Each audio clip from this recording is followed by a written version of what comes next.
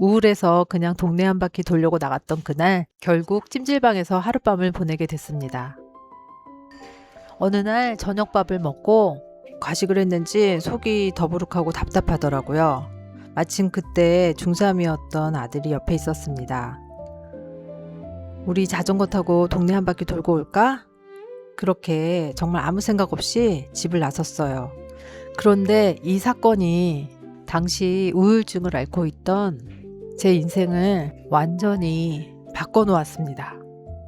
11월 초라 날씨는 선선했고 집에서 입고 있던 옷 그대로 나왔습니다. 그냥 생활 자전거였어요.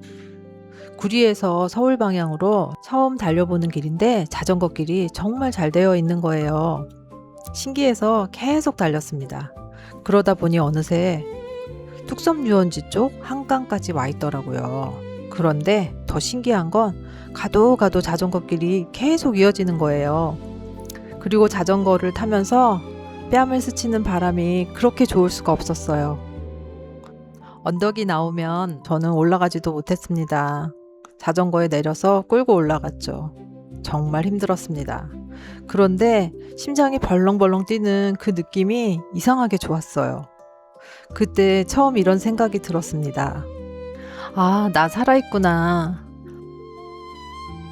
평소에는 아이와 그렇게 많은 이야기를 나누지도 못했는데 자전거 타면서 이런저런 이야기도 나누게 되었습니다. 그러다 또 호기심이 생겼어요.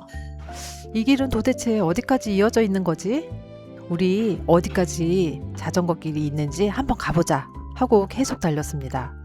그런데 정말 가도 끝이 안 나는 겁니다. 그러다 어느 순간부터 점점 추워지기 시작했습니다. 시계를 봤더니 거의 밤 12시가 다 되어가고 있었습니다. 저녁 8시쯤 나왔으니까 무려 4시간을 달린 겁니다. 그제야 알았습니다. 아, 우리 너무 멀리 왔구나. 돌아가려 해도 이미 너무 멀었습니다. 잠시 후 자전거 길의 가로등이 갑자기 전부 꺼져버렸습니다. 밤 12시가 되면 꺼지는지도 그때 처음 알았어요. 11월이라 날씨는 점점 더 추워지고 주변은 칠흑같이 깜깜하고 무서웠습니다. 여기가 어딘지도 모르겠고 집에 연락하려고 휴대폰을 꺼냈는데 휴대폰도 방전. 주머니를 뒤져보니 현금도 단 한 푼도 없었습니다. 아들과 둘이 정말 막막했어요. 일단 자전거 길에서 빠져나가자 싶어서 어둠 속에서 올라갔는데 거기가 바로 행주대교 위였습니다. 다리를 건너면서 생각했습니다. 일단 사람 사는 곳을 찾아야겠다. 주택가든 어디든 사람이 있는 곳으로 가자. 그렇게 자전거를 타기도 하고 끌기도 하면서 어떤 동네로 들어갔습니다. 그런데 거기에 공장 하나가 있었어요. 늦은 시간이었는데도 사람들이 있었습니다. 알고 보니 퇴근하지 않고 회사에서 회식을 하고 계시더라고요. 제가 들어가서 사정을 말씀드렸습니다. 저희가 자전거를 타고 너무 멀리 왔는데 휴대폰도 방전됐고 돈도 없습니다. 혹시 근처에 찜질방이 어디 있는지 아시나요? 그랬더니 정말 고맙게도 직접 차를 타고 앞에서 안내해 주겠다고 하시는 겁니다. 저희는 그 차를 자전거로 따라가서 무사히 찜질방까지 갈 수 있었습니다. 찜질방에서도 사정을 말씀드렸어요. 지금 돈도 없고 전화기도 방전됐습니다. 일단 오늘 밤만 재워주시면 날이 밝는 대로 집에 연락해서 돈을 보내드리겠습니다. 그랬더니 주인분께서 흔쾌히 허락해 주셨습니다. 자전거도 맡겨놓고 그날 밤은 그렇게 찜질방에서 잤습니다.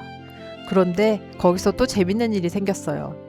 백발의 긴 머리를 한 꼭 도사님처럼 생긴 분이 계셨는데 저희 이야기를 들으시더니 너무 재미있다면서 먹을 것도 사주시고 저희를 응원해 주셨습니다. 지금 생각해보면 참 이상하고도 재미있는 밤이었어요. 다음날 아침 이제 집으로 돌아가야 하는데 문제가 하나 있었습니다. 다리가 너무 아픈 거예요. 안장통 때문에 자전거에 앉기도 힘들었고 집까지 다시 자전거를 타고 갈 자신은 더더욱 없었습니다. 5시간을 더 타야 하는데 이건 못하겠다. 그래서 전철역으로 갔습니다. 영무원분께 사정을 말씀드리고 자전거를 가지고 전철을 탈 수 있게 부탁드렸어요. 다행히 허락을 받아 자전거와 함께 전철을 타고 집으로 돌아왔습니다. 그런데 이 사건이 제 인생을 완전히 바꿔놓았습니다. 아들은 다음날 학교에 가서 친구들에게 이 이야기를 자랑했고 또 자주 가던 분식집에서 이야기를 했더니 분식집 사장님께서 그러셨답니다. 국토종주 자전거 수적 같은 게 있는데 그거 한번 해보는 게 어때? 아들이 그 이야기를 집에 와서 저에게 했습니다. 그리고 결국 우리는 자전거를 제대로 장만하기 시작했고 그때부터 본격적으로 자전거를 타기 시작했습니다. 그게 제 자전거 인생의 시작이었습니다. 그런데 참 아이러니하죠? 우울해서 그냥 동네 한 바퀴 돌려고 나갔던 그날 저는 4시간을 달려 행주대교까지 가버렸고 결국 찜질방에서 하룻밤을 보내게 됐습니다. 그런데 어쩌면 그날 밤이 제가 우울증에서 조금씩 빠져나오기 시작한 첫날이었는지도 모르겠습니다. 그 이후 34개월 딸아이를 홀로 데리고 국토종주를 하게 되고 자전거에 점점 빠져들면서 제 삶도 조금씩 달라졌습니다. 이야기가 많아서 한 번에 다 풀기는 어렵고요. 짬나는 대로 한 편씩 제 자전거 인생 이야기를 들려드리겠습니다. 제가 자전거에 빠져들게 된 첫 번째 이야기였습니다.